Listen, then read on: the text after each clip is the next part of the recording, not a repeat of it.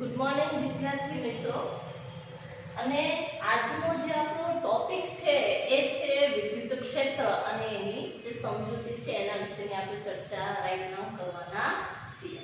તો વિદ્યુત ક્ષેત્ર સમજીએ એ પહેલા અગાઉ તમે પ્રાઇમરી કક્ષામાં ચુંબકનો એક પ્રેક્ટિકલ આપણે સરસ આવતો એના વિશેની પહેલા વાત કરશું કે ચલો અહીંયા છે મેગ્નેટ રાખીએ, બરાબર, અને એની આસપાસ લોખંડનો ભૂકો મૂકવામાં આવે અને એ ચુંબકને તમે આમ ઠપકારશો એટલે કે આ ટાઈપની ચુંબકીય ક્ષેત્ર રેખાઓ એમાં બને છે।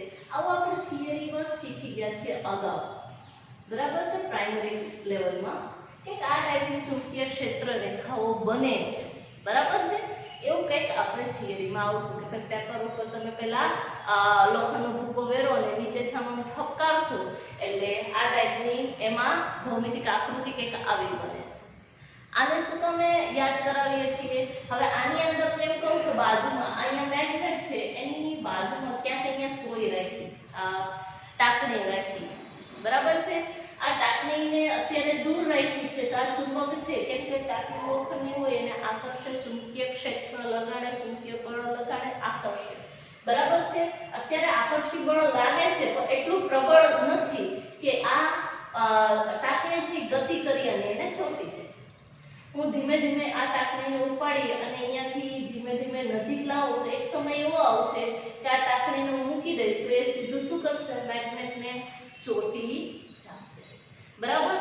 તો આ જે ચુંબક છે, આ ચુંબક અહીંયા છે એ અમુક વિસ્તાર સુધી ચુંબકીય બળ લગાડે છે। એ જે વિસ્તાર છે એમાં શું હશે કે જે ચુંબકીય બળ લગાડે છે એટલે આપણે એ વિસ્તારને ચુંબકીય ક્ષેત્ર, કેટલા ક્ષેત્ર સુધી બળ લગાડે, જેમ જેમ ડિસ્ટન્સ વધતું જશે એવી રીતે ચુંબકીય બળ ઓછું થતું જાય। એટલે જેમ જેમ સોયને હું નજીકથી દૂર દૂર લેતી જાઉં છું ચુંબકીય બળ ઘટતું જાય છે, તીવ્રતા ઘટતી જાય છે, બરાબર। આવું જ કંઈક આપણે વિદ્યુત ક્ષેત્રમાં પણ થાય છે અને આવું જ કંઈક આપણે વિદ્યુત ક્ષેત્રમાં પણ અભ્યાસ કરવાના છીએ। એટલે સૌપ્રથમ વિદ્યુત ક્ષેત્રની જે વ્યાખ્યા જે છે, ડેફિનેશન છે, એના વિશેની વાત આપણે કરશું। તો વિદ્યુત ક્ષેત્ર એટલે શું? તો એની પહેલા આકૃતિ સમજી લઈએ કે કેપિટલ Q જેમ મેગ્નેટ છે એમ અહીંયા વિદ્યુત ભાર એ વિદ્યુત ક્ષેત્ર ઉત્પન્ન કરે છે। એટલે કેપિટલ Q વિદ્યુત ભાર છે એ આપણો સંદર્ભ વિદ્યુત ભાર, સ્ત્રોત વિદ્યુત ભાર છે, બરાબર। એ અહીંયા રાખ્યો છે, એને ઉદ્ગમ બિંદુ ઉપર રાખ્યો છે અને એનાથી r જેટલા ડિસ્ટન્સ ઉપર કોઈ P બિંદુ છે ત્યાં કોઈ સૂક્ષ્મ વિદ્યુત ભાર Q આપણે ગોઠવેલો છે, બરાબર છે। તો રચના પહેલા આપણે ફરીથી સમજી લઈએ। કેપિટલ Q વિદ્યુત ભાર આપણો સ્ત્રોત વિદ્યુત ભાર છે। જે મેગ્નેટ છે ચુંબકીય ક્ષેત્ર ઉત્પન્ન કરે છે અને એ ચુંબકીય ક્ષેત્રની તીવ્રતા એની વાત કરીએ એવી રીતે અહીંયા અત્યારે આપણે કેપિટલ Q વિદ્યુત ભાર જે છે એનો જે વિદ્યુત ક્ષેત્ર છે એનું જે વિદ્યુત બળ છે એનો આપણે અભ્યાસ કરવાનો છે। એટલે આ સ્ત્રોત વિદ્યુત ભાર છે, એનાથી સ્મોલ r ડિસ્ટન્સ ઉપર P બિંદુ ઉપર કોઈ સૂક્ષ્મ વિદ્યુત ભાર મૂકેલો છે, બરાબર છે। એટલે Q વિદ્યુત ભાર મૂકેલો છે। હવે આપણે વ્યાખ્યા ઉપર જઈએ તો વિદ્યુત ક્ષેત્રની વ્યાખ્યા શું છે? તો કે કોઈ પણ વિદ્યુત ભાર કે વિદ્યુત ભાર તંત્રની આસપાસના વિસ્તારમાં તેની જે અસર પ્રવર્તતી હોય આ વિસ્તારને વિદ્યુત ક્ષેત્ર, ઇલેક્ટ્રિક ફિલ્ડ એટલે E વડે દર્શાવીએ છીએ, વિદ્યુત ક્ષેત્ર કહે છે। ફરીથી એક વખત, કોઈ પણ વિદ્યુત ભાર કે વિદ્યુત ભાર તંત્રની આસપાસ વિસ્તારમાં તેની જે અસર પ્રવૃત્તિ હોય છે તે વિસ્તારને વિદ્યુત ભાર કે એ તંત્રનું વિદ્યુત ક્ષેત્ર કહે છે। મારે આ બીજું જે છે ને એ લઈને આગળ વધવું છે। એટલે કોઈ પણ વિદ્યુત ભાર કેપિટલ Q કે વિદ્યુત ભાર તંત્રની આસપાસના વિસ્તારમાં કોઈ પણ બિંદુ P પાસે મૂકેલા એકમ ધન વિદ્યુત ભાર પર લાગતા વિદ્યુતીય બળને વિદ્યુત ક્ષેત્રની તીવ્રતા કહે છે। જો આને હું હાવ સાદી ભાષામાં કહું તો એકમ ધન વિદ્યુત ભાર પર લાગતા વિદ્યુત બળને એકમ ધન વિદ્યુત ભાર પર લાગતા વિદ્યુત બળને વિદ્યુત ક્ષેત્ર કહેવામાં આવે છે. એને આવી રીતે લખી કાઢીએ આપણે કે E vector F upon Q. જો હવે વ્યાખ્યા અહીંયા હું બોલું છું એકમ ધન વિદ્યુત ભાર પર લાગતા વિદ્યુત બળને વિદ્યુત ક્ષેત્ર કહે છે. એકમ કરી દીધી એટલે એ રાશિ હંમેશા છેદમાં એકમ ધન વિદ્યુત ભાર પર લાગતા વિદ્યુતીય બળ F વેક્ટર પહેલા શોધવું પડશે ને, એટલે આપણે પહેલા F વેક્ટર શોધીએ પછી પાછા વાત કરીએ કે ચલો F વેક્ટર કુલંબીય બળ જે લાગે છે સ્મોલ q પર કેપિટલ Q દ્વારા લાગતું વિદ્યુત બળ F vector is equal to કઈ રીતે લખશું તો કે F is equal to 1/4 pi epsilon 0 q1 q2 upon r square. q1 ની જગ્યાએ કેપિટલ Q, q2 ની જગ્યાએ સ્મોલ q, બંને વચ્ચેનું ડિસ્ટન્સ r સ્ક્વેર અને વેક્ટર છે સદિશ છે માટે થાય r થાય. બરાબર. હવે આપણે વાત કરીએ કે ઇલેક્ટ્રિક ફિલ્ડની. મેં હમણાં જ કીધું ઇલેક્ટ્રિક ફિલ્ડ બરાબર એકમ ધન વિદ્યુત ભાર પર લાગતું કુલંબીય બળ. જો એટલી વખત રિપીટ એટલે કરીએ છીએ આ ફોર્મ્યુલા યાદ રાખો, બહુ ઈઝી છે. F/Q બરાબર એકમ વિદ્યુત ભાર દીઠ લાગતું કુલંબીય બળ. F વેક્ટરની કિંમત મૂકી દો 1/4 પાઈ epsilon 0 capital Q small q upon r square r hat upon small q છે કે સ્મોલ q કેન્સલ થઈ ગયા. શું બાકી બચે તો કે ભાઈ 1/4 પાઈ એપ્સિલોન 0 જે ફોર્મ્યુલા બચે છે એ આપણો E નો ફોર્મ્યુલા થશે 1/4 પાઈ epsilon 0 capital Q upon r square r આ આપણો E વેક્ટરનો ફોર્મ્યુલા છે. જો મૂલ્ય જોઈએ છે તો ખાલી E is equal to F/Q, otherwise બીજું આમ લખો 1/4 પાઈ epsilon 0 capital Q upon r square. બરાબર છે. આ એનું મૂલ્ય, આ એની દિશા કઈ દિશામાં થશે એ આપણે જે આગળના ટોપિકમાં સમજશું. બરાબર છે. એટલે સાવ ઈઝી છે. હવે આનું જે પારિમાણિક સૂત્ર જો મેં અહીંયા લખ્યું છે E is equal to F/Q, તો F બરાબર શું થશે તો કે QE થશે. બરાબર. અને દિશા જોતી હોય તો F vector is equal to QE. અહીંયા E is equal to F/Q, તો Q છેદમાં છે સામે કાઢે જશે અંશમાં આવશે એટલે QE is equal to શું આવ્યું F. આ ફોર્મ્યુલાનો જે આપણે ઘણી વખત યુઝમાં લઈએ છીએ. હવે આ જે વિદ્યુત ક્ષેત્ર E ની વાત કરી છે, આ E નું આપણે પારિમાણિક સૂત્ર જે છે એ મેળવવાનું છે. તો પારિમાણિક સૂત્ર હું આના ઉપરથી મેળવીશ કે ભાઈ પારિમાણિક સૂત્ર બળનું શું આવશે N1 L1 T - 2 Q is equal to IT. અહીંયા સાઈડમાં લખો Q is equal to IT એટલે એનું પારિમાણિક સૂત્ર શું થાય તો ભાઈ I વિદ્યુત પ્રવાહ એકમ એમ્પિયર એટલે એનો આવશે A1. T સમય એટલે આવશે T1. Q નો પારિમાણિક સૂત્ર મૂકી દઈએ A1 T1. હવે આ T1 ઉપર જશે -1 થશે. ઓલરેડી -2 છે T - 2.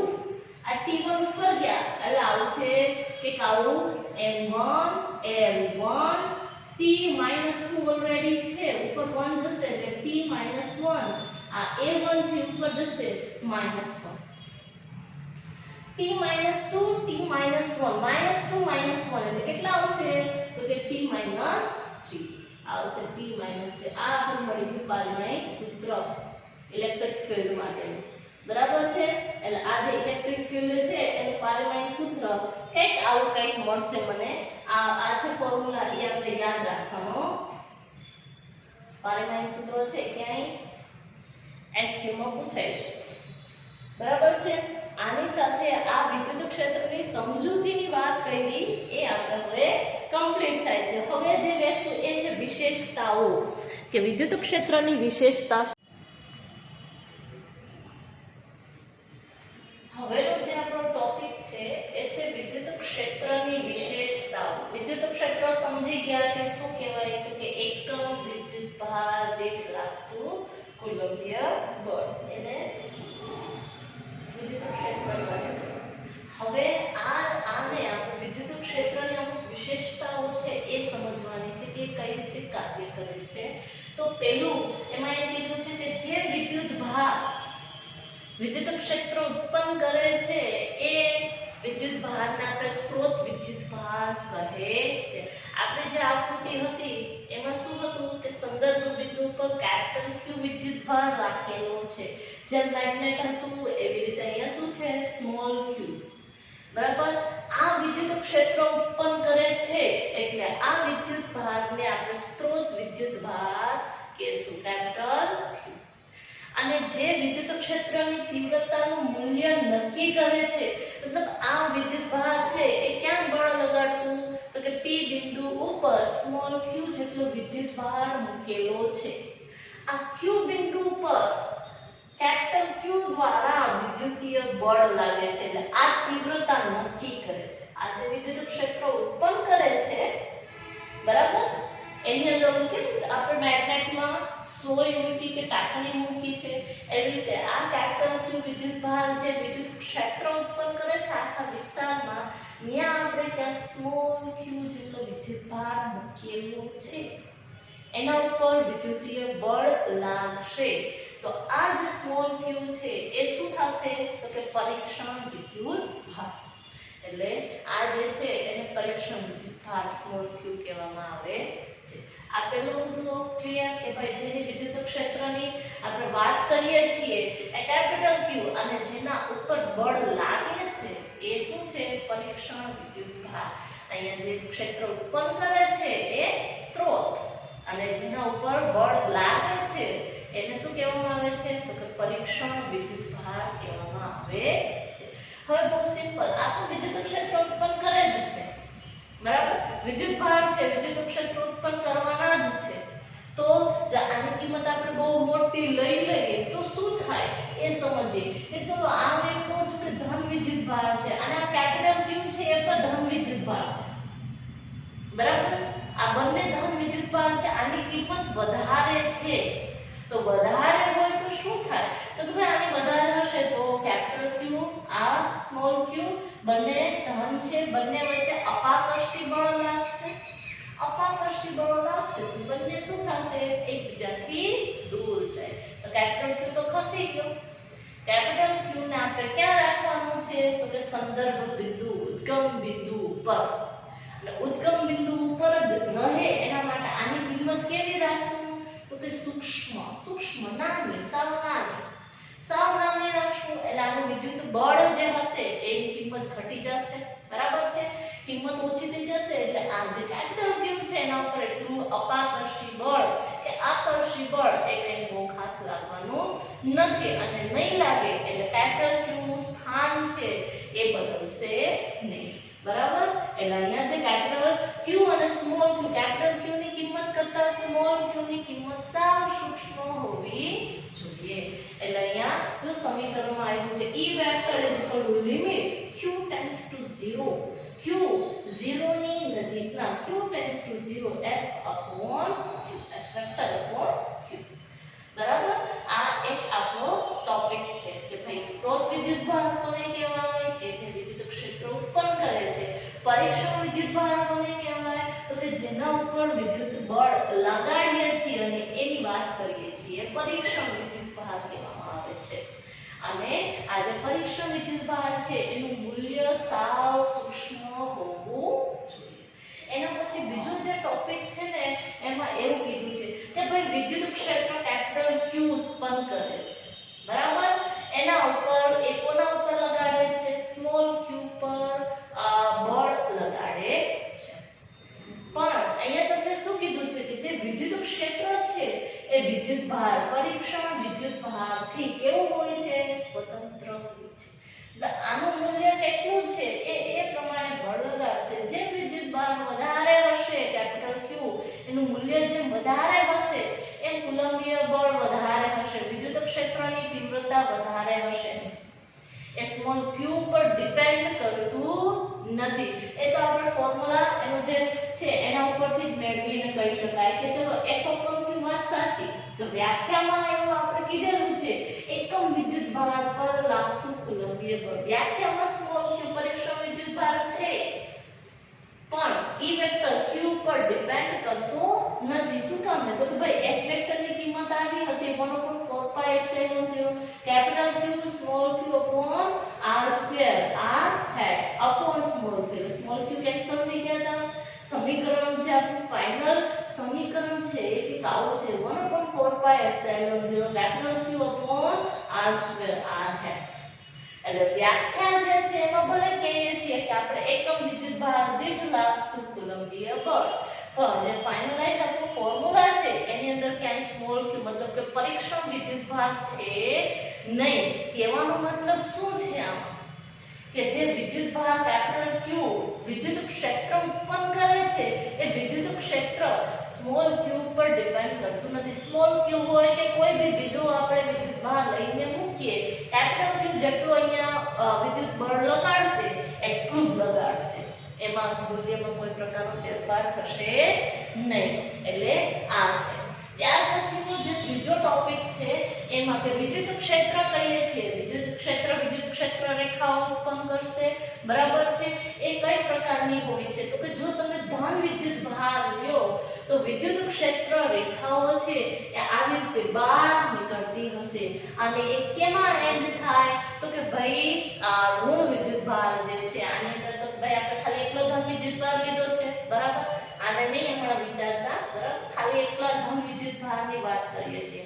તો ધન વિદ્યુત ભારમાંથી વિદ્યુત ક્ષેત્ર રેખાઓ આવી રીતે બહાર નીકળતી હોય હંમેશા.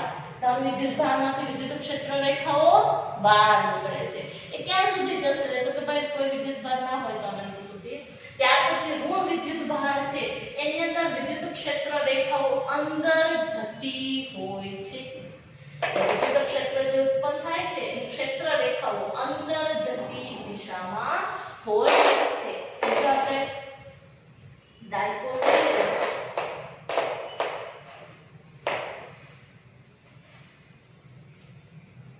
બરાબર છે. ત્યાર પછીનો જે આપણે ટોપિક હું એક્ઝામ્પલ તરીકે કે આ બંને બાજુમાં છે એવું વિચારી લઉં તો કઈ રીતે રચના હશે તો વિદ્યુત ક્ષેત્ર કયા પ્રકારનું હશે એ આપણે સમજી લઈએ. ધન વિદ્યુત ભારમાંથી વિદ્યુત ક્ષેત્ર રેખાઓ બહાર નીકળે છે. ઋણ વિદ્યુત ભારમાં વિદ્યુત ક્ષેત્ર રેખાઓ અંદર આવે છે અને જો ધન અને ઋણ એ બંનેને પાસે આપણે ગોઠવીએ તો ધનમાંથી બહાર નીકળે અને ઋણમાં અંદર દાખલ થાય. ધનમાંથી બહાર નીકળે અને ઋણમાં અંદર દાખલ થશે. એટલે કંઈક આ ટાઈપની વિદ્યુત ક્ષેત્ર રેખાઓ ભાઈ આપણને મળે છે. તો બરાબર. આ બધા જો અહીંયા વિદ્યુત ક્ષેત્ર રેખાઓ કંઈક આવી હશે. વિદ્યુત ડાયપોલ ગોઠવેલું હોય કે ધન વિદ્યુત ભાર છે એક ઋણ વિદ્યુત ભાર છે તો વિદ્યુત ક્ષેત્ર છે એ આ પ્રકારે હશે. બરાબર છે. હવે એના પછી આપણો જે ચોથો મુદ્દો છે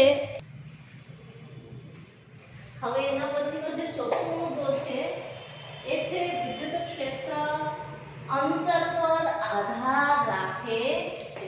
જે વિદ્યુત ક્ષેત્ર છે એ અંતર ઉપર આધાર રાખે છે. આપણો જે ફોર્મ્યુલા છે ઇલેક્ટ્રિક ફિલ્ડનો એ શું છે તો કે E = 1/4πε0 capital Q upon r square.